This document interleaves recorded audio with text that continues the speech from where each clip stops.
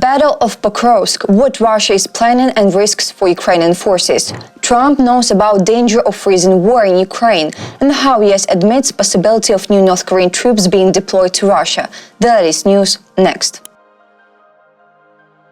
President of Ukraine Volodymyr Zelensky has said that US President-elect Donald Trump is aware of Ukraine's reluctance to surrender and freeze the war. Reported by Zelensky speaking online with the Le Parisien readers about the results of talks with Trump in Paris. Trump knows about my desire not to rush to the detriment of Ukraine.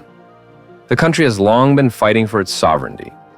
No matter how many presidents or prime ministers want to declare an end to the war, we are not going to just give up and surrender our independence. The danger would be to say we will freeze the war and negotiate with the Russians.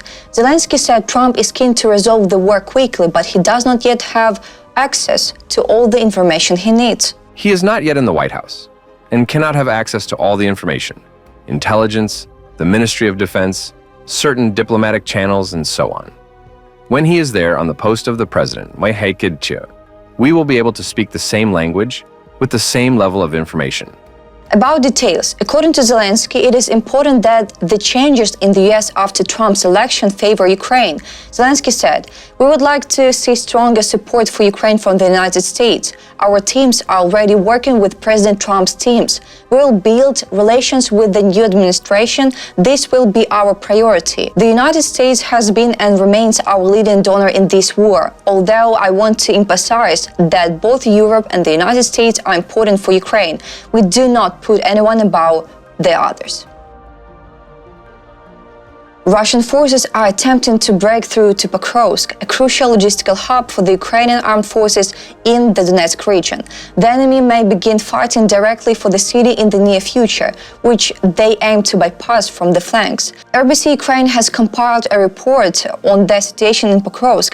It is significance and the threats to the Ukrainian armed forces if the city falls. About situation in Pokrovsk. Pokrovsk is located in the western part of the Donetsk region, which is why it is referred to as the western gateway to Donbass. In recent months, occupying forces have managed to get within 6 to 10 kilometers of the settlement.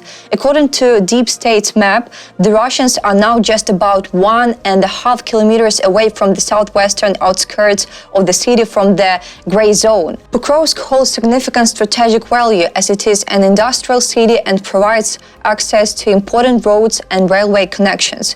Due to the worsening security situation near Pokrovsk, work at Ukraine's largest coal mine has already been partially suspended. There is no gas supply in the city and free water delivery has also been halted.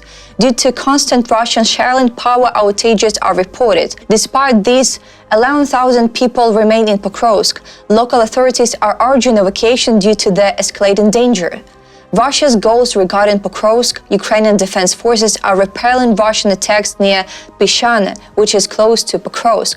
According to Nazar Voloshin, spokesperson for the Hortis Operational and Strategic Group of Troops, there are no Russian saboteurs in Pokrovsk and fighting on the outskirts of the city has ceased. Alexei Hetman, a military expert and reserve major of the Ukrainian armed forces, believes it is very likely that Russian forces want to move from the southeast toward Pokrovsk and avoid street battles.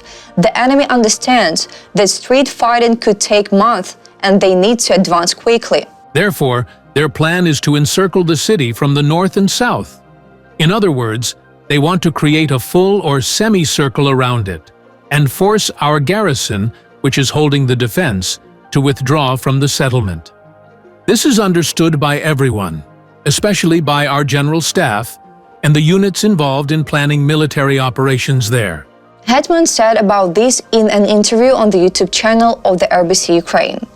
Fierce fighting continues in the Pokrovsk direction. Ukrainian forces are striving to hold the line.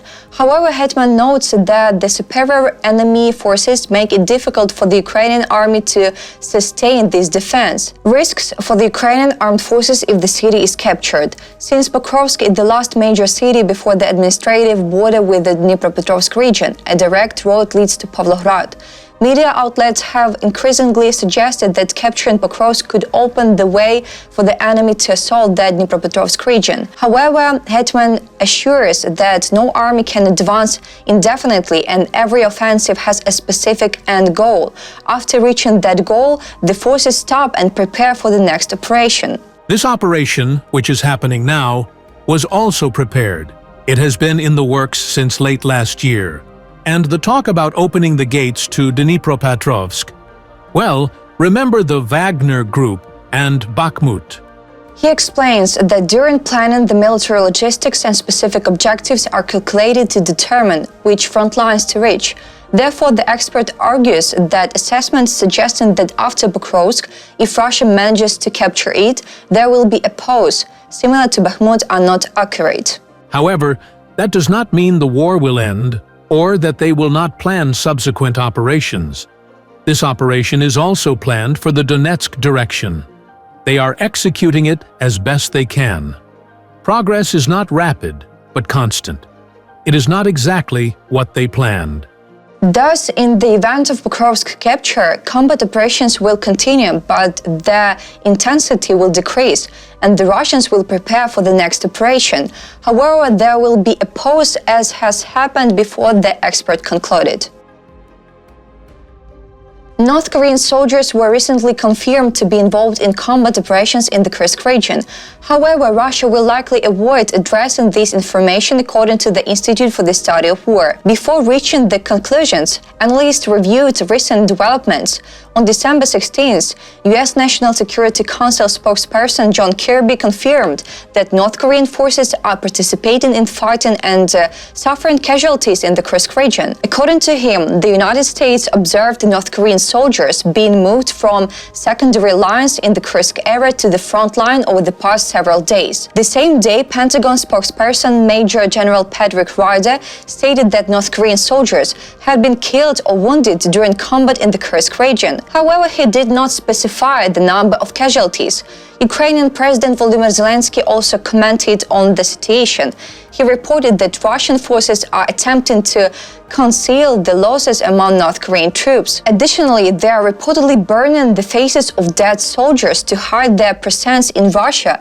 The Ukrainian president further added that Russian troops forbid North Korean soldiers from showing their face during training in Russia. They are also trying to remove any video evidence of North Korean forces operating within Russian territory. Ukrainian military officials and intelligence sources have previously noted that the Russian military attempted to disguise North Korean soldiers as Russian forces from the Republic of Buryatia, the ISW reported.